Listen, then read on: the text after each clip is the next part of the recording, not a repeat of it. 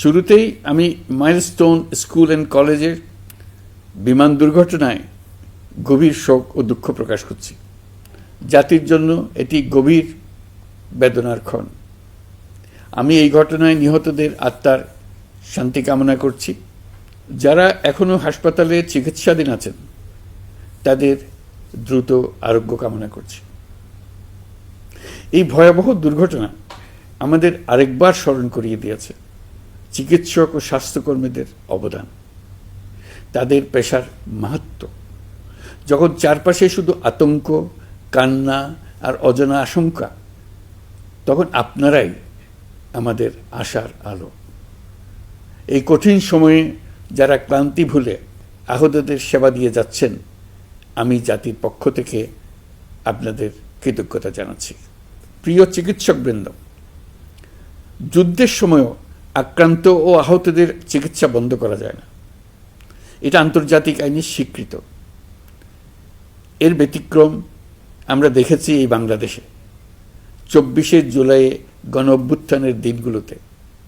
Fascist সরকার শুধু এদেশের ছাত্র শ্রমিক জনতার বুকে গুলি চালিয়ে থেমে থাকেনি, তারা সর্বোচ্চ চেষ্টা করেছে যেন কেউ হাসপাতালে চিকিৎসা না পায়।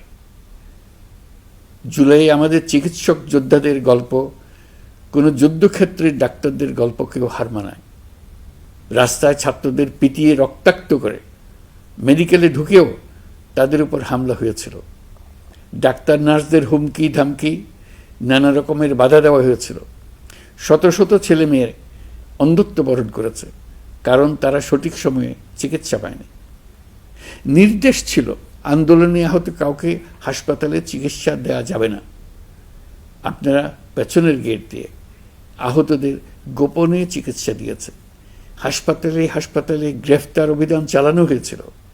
সিসিটিভি ফুটেজ, রেজিস্ট্রার খাতা নিয়ে যাওয়া হচ্ছিল। ডাক্তার নার্সরা সে সময় নিজেদের জীবন বিপন্ন করে জুলাই যোদ্ধাদের চিকিৎসায় নিজেদের সর্বোচ্চ দিয়েছিলেন। তারা রোগীর কোনো তথ্য নথিভুক্ত পর্যন্ত রাখেন নাই, কারণ এইসব নথির সূত্র ধরে আহতদের গ্রেপ্তার করা হচ্ছিল। বিনামূল্যে দিনরাত গুলিবিদ্ধ আন্দোলনকারীদের জীবন বাঁচাতে আপনারা সর্বোচ্চ ঝুঁকি দিয়ে চিকিৎসা দিয়েছেন। 2 চিকিৎসক বোনকে আমরা দেখেছি নিজ উদ্যোগে গ্যারেজের মধ্যে অস্থায়ী ক্লিনিক তৈরি করে চিকিৎসা দিয়েছেন। অনেকে নিজেদের ঘরের মধ্যে অস্থায়ী ক্লিনিক তৈরি করে চিকিৎসা দিয়েছেন। আপনারা নিজেরা ঝুঁকির মধ্যে ছিলেন, আপনাদের পরিবার ঝুঁকির মধ্যে ছিল, তবু পাহাড়সম বাধা পার করে আপনারা মানুষের জীবন বাঁচাতে এগিয়ে এসেছিলেন। আহতদের জন্য রক্তের সংকট ছিল, প্রশাসনের রক্তচক্ষু এড়িয়ে আপনারা রক্তের ব্যবস্থা করেছেন। আহতদের পরিচয় গোপন রাখতে ব্যবস্থাপত্রে অন্য নাম, অন্য রোগের তথ্য উল্লেখ করে তাদেরকে পুলিশের কাছ থেকে আড়াল করেছেন।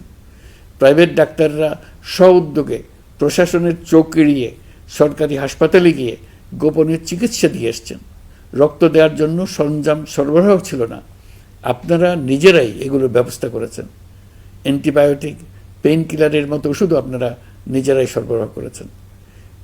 আপনারা শুধু চিকিৎসক নন, আপনারা এই জুলাইয়ের অন্যতম নায়ক। আপনারা সাহস এবং মানবতা, দায়িত্ববোধের জীবন্ত প্রতিচ্ছবি। এই দুঃসময়ে আপনারা যে সেবা দিয়েছেন তা আমরা কোনোদিন ভুলব না। আমি আশা করব আজকের আয়োজন থেকে নির্ভীক ও সাহসী ডাক্তার ও স্বাস্থ্যকর্মীদের গল্পগুলো উঠে আসবে, এদেশের সকল মানুষকে অনুপ্রেরণা যোগাবে। আমি আজ জাতির পক্ষ থেকে জুলাইয়ে কর্তব্য পালনকারী সকল স্বাস্থ্যকর্মী ও চিকিৎসকদের প্রতি কৃতজ্ঞতা ও শ্রদ্ধা জানাচ্ছি।